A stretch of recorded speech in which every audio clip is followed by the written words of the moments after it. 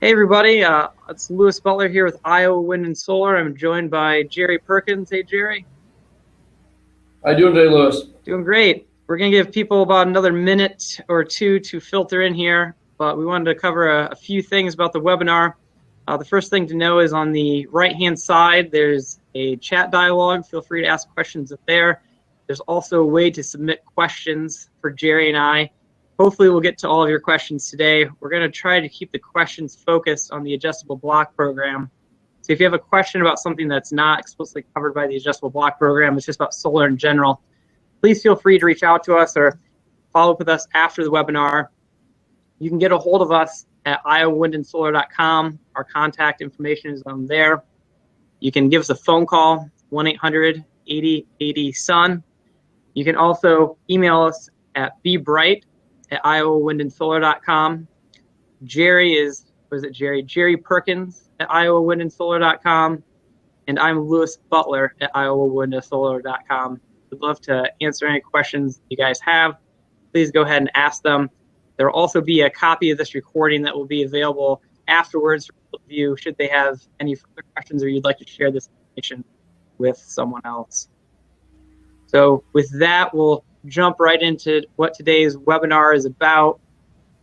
We're going to give you a little bit of context about the renewable energy credits and the SRAC and the adjustable block program that have been available in Illinois and what will be available now and going forward. We're going to talk about what major changes there have been, and there's a few minor changes as well. We're going to make some recommendations on how to think about this and what you can do as a customer who's considering solar. And then we'll have a chance for a little bit of Q&A between Jerry and I. So a little bit of context on this. I'm going to hand this over to you, Jerry. You're there in Champaign right now. Give us a little bit of context about Illinois and their renewable energy policy.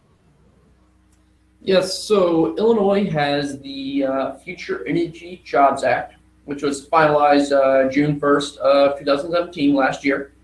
And the goal of this act is to have Illinois be at 25% of renewable energy of its grid by 2025. And a large portion of this does have to come from solar. So that's where these incentives and the Illinois program kicks in to help drive Illinois towards that goal by 2025. Great. And so the thing that's changed recently is the adjustable block program piece of this. You're going to get paid for how much power your array is going to produce, and we can help calculate that. It's basically how much you're going to produce over the next 15 years, and the utility companies are going to buy these renewable energy credits. And Jerry, this is a huge improvement over the system.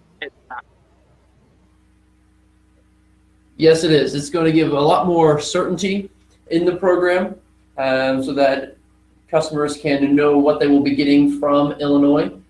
We are very excited about some of these finalized things that came through last week. Yeah, so the old program, there was a marketplace for these renewable energy credits, and the price would fluctuate. It made it really difficult to look at your payback or your return on investment or exactly how much money you'd be saving.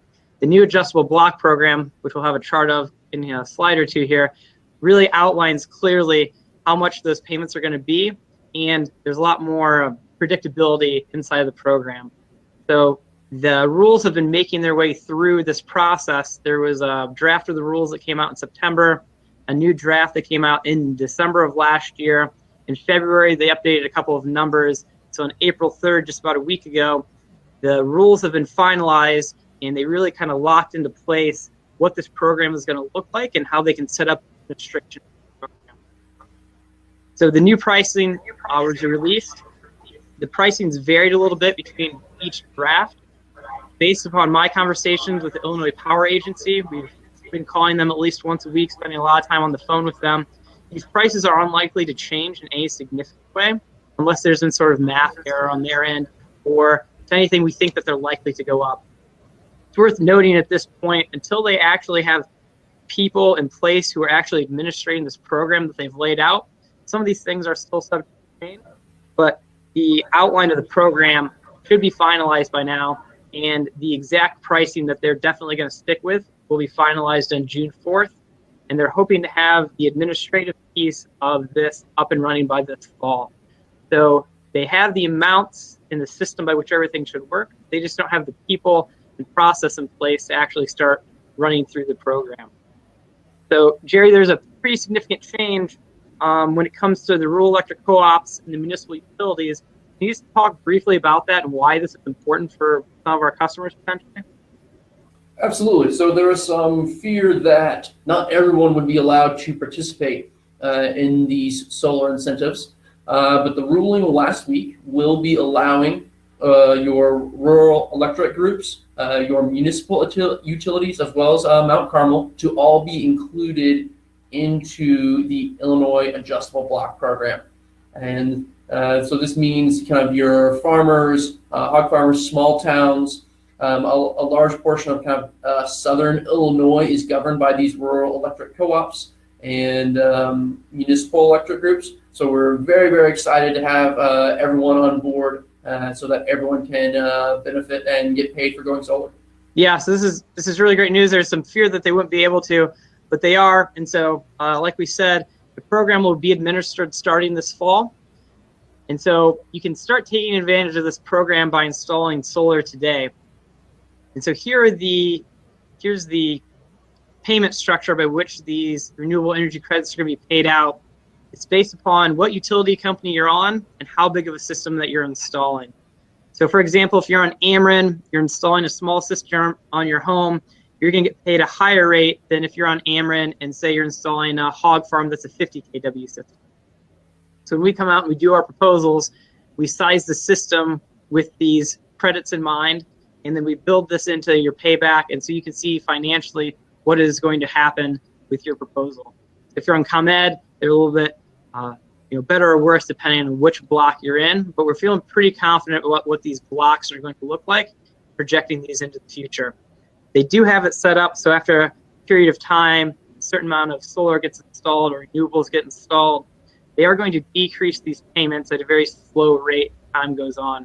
So if you're definitely interested in doing solar, you should look at doing this program sooner rather than later if you want to maximize the amount of money you're going to get from the program. So Jerry, they said the program isn't quite finished.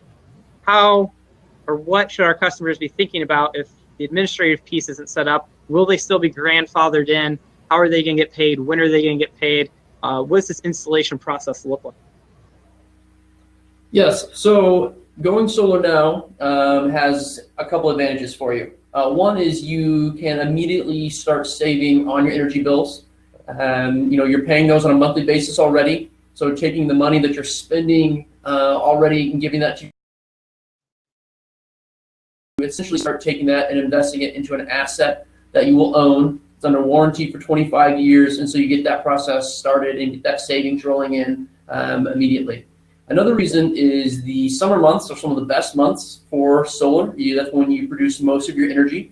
So by going solar now, you are able to snag that energy and use that up for the winter months and the cloudier months, because we all live in the Midwest here and we know how that goes there. So those are a couple of great advantages. Also with the installation, dealing with these large utility companies, government entities, this can all take some time. And so if you get started and now with that installation process, it just gets you in the pipeline even faster. Yeah, if you sign up now, we can start processing the necessary paperwork on your behalf. Once that's finished, we can have a crew come out and do the installation, take advantage of the summer production. And then as long as whoever's installing solar for you is an approved vendor and they do things basically the right way, put in the right meter types, file the correct paperwork, you'll get paid out by the program as soon as they have it up and functional. So we'll help you out with all of those things. And they're expecting this fall. They ask on the website for everyone's patience. But we feel very confident that program will be up and running, and we can set up a cash flow sheet so you can see exactly what this is going to look like for you moving forward. So kind of just a quick recap. We have a high degree of confidence in what the adjustable block program payments are going to look like going forward. And installing today will help put you towards the front of that line to go ahead and get those payments. So it doesn't matter if you're looking at this from a residential perspective, you're looking at a commercial building, you have a hog confinement, maybe your church or another nonprofit that you work with is interested in solar. It's something we definitely love to come out and take a look at with you. So we're going to enter into the Q&A. portion of our webinar here. We got a great headshot of Jerry. Looks like we have a couple of questions sitting in the queue here. We'll go ahead and start reading those. Let's see here. Do we have a calculator available to determine the RECs? That's Elliott. We don't currently have a calculator. If we come out and do a proposal for you, we can easily break that down.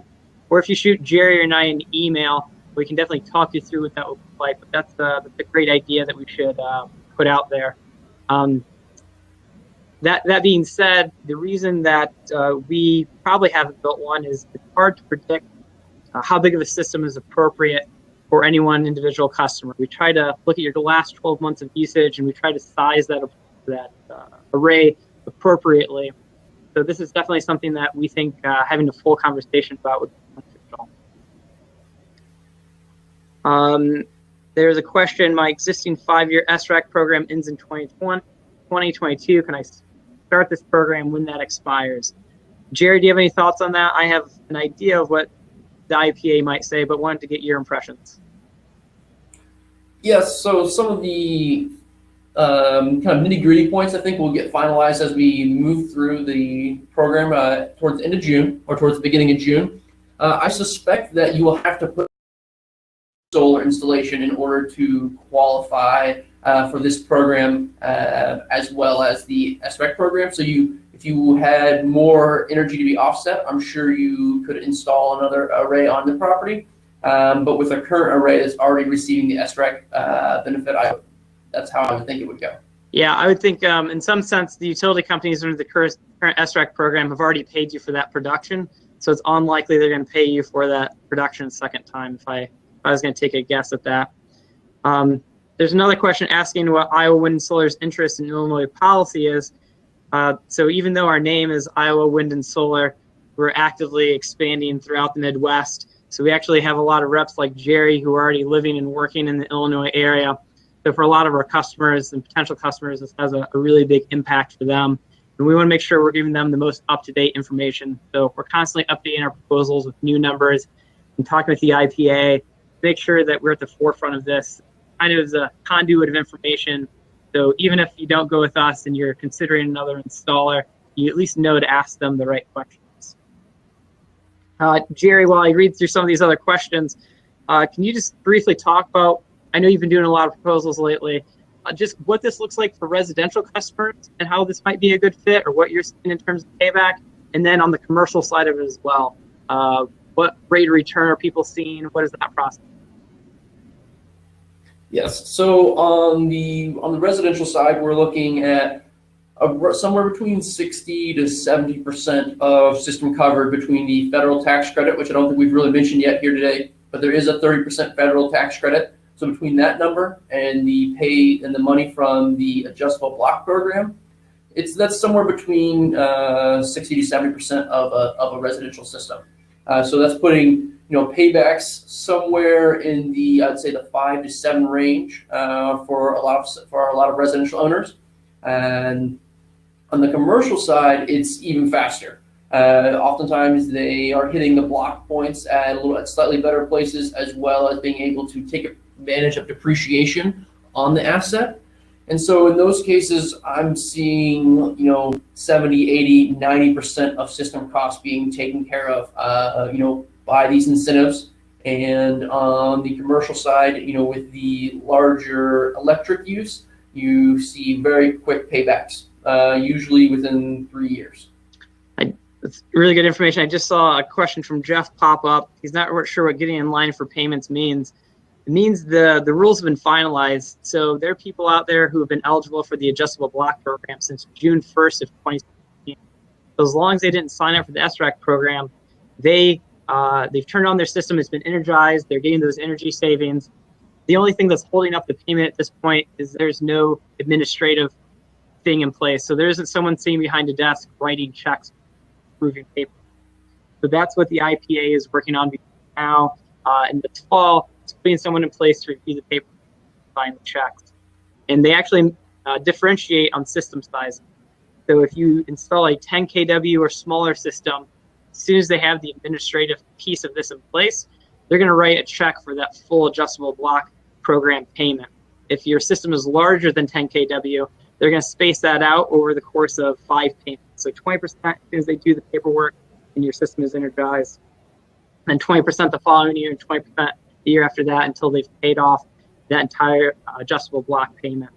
So some of it comes up front, some of it can come back. It depends on the size of the system and how quickly they can find someone who could administer the program. There's another question down here about nonprofits and municipalities.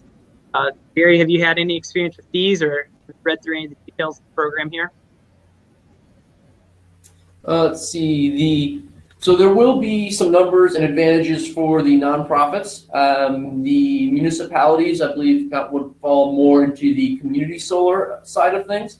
On the nonprofits, some of the numbers look really, really good for the Illinois Adjustable Block Program.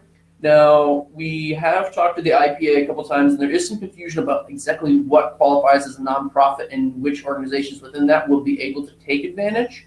So we're still working through some of those details, but there's going to be some very strong incentives for nonprofits to take advantage of this program. And that's a very wonderful thing because a lot of the incentives that come with solar have traditionally been tax credits, which of course nonprofits cannot take advantage of. So we are very excited about what this is going to do for the nonprofit sector in Illinois. Yeah, I would agree with that. So hopefully as the rules become clear, we'll have a little bit better information. It's a good idea to start that conversation now. So when they do become finalized, we know which questions we need to have answered and exactly what pieces of the puzzle that we're missing. I just saw another great question pop up. This is probably one of the best webinars we've had in terms of the quality of questions. Not that all of our other webinars haven't been wonderful. Can we go into detail about the less than 10 kW and the upfront payments versus the greater than 10 kW and the 15-year payback period? So the amount that people are going to get paid for the renewable energy credits is actually going to be based upon the production of the system over a 15-year period. So it doesn't matter what size the system is, you're getting paid for those credits over that 15-year window. So it just so happens that in the 10 kW and less case, they're going to pay you for 15 years of those credits all in year one. If you have over 10 kW, they're going to pay you for this first 15 years of production over those 5 payments. So the system's warranty for 25. When our engineering team is designing the system, they take into account the degradation of panels and that the system will produce slightly less over time to come up with that calculation. And Iowa Wind and Solar is held responsible for making sure that those production projections are actually hit. If they don't, we can end up being penalized. So we're incentivized to get to the correct answer in terms of our production. So it's one of those things that a renewable energy consultant walk through how we can put our multiplier, depending on where you put your array. You've got to factor into making sure that those are actually really important.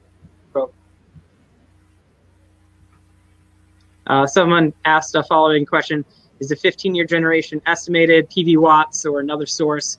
So this is another area where the IPA hasn't finalized all the details around this in our conversations with them. Basically, a reliable industry standard such as PV watts can be used. But then in our case, we think we have some good estimates based on what our systems have actually produced. So we take PV watts, we build onto it, and we'll make our case to the IPA. It sounds as long as like it's reasonable and we have some evidence to back it up, they will go along with it. It just can't be me on a napkin putting that in front of them and asking for a file. So they are asking for it to be verified. Question. Someone just asked, this isn't directly related to the adjustable block program, is wind an option that might be better suited for our area? Jerry, do you get this question a lot, and how do you answer these questions? Yeah, so this does come up, especially with having wind in the name. So the company started in 2008, actually doing some wind. We currently are not doing wind for a couple of reasons. One is on the personal level for like a home or small business. Wind does not make a lot of financial sense. It also has a high rate of upkeep. The maintenance costs are very, very high with wind. There's lots of moving parts. And the nice thing about solar is that there is one moving part in the inverter, but it just sits there and works for you and produces energy. Wind on the massive utility scale, that you see done by companies like Ameren and ComEd can make sense on that level. But for on the residential and commercial level, it doesn't really make sense at this time. There's another question here. Is it reasonable expectation that program adoption is very high that the utility will up their flat fees to limit financial losses? The idea currently would be not. They've seen this coming for quite a while, and you can never predict what utility companies are going to do. And this is a huge asterisk, along with all these programs that aren't, they haven't fleshed out all the details, so they don't have someone at a desk writing the checks yet, is that this is based upon everything that they've said, everything that they've projected. You know, they've been working on these rules for a year. Utility companies have known and accepted that this is part of the standard that they're going to be held to. So in some sense, they should be regulated in these areas. Jerry, do you have anything else to add to that based upon all of your conversations? No, I think that's an accurate assessment. It'll be interesting to see how the utilities adapt in time. But at this time, I think as well, and I'm not 100% sure, but with the current act, I don't believe they can have discriminatory pricing, which is what some of that would be towards renewable energy.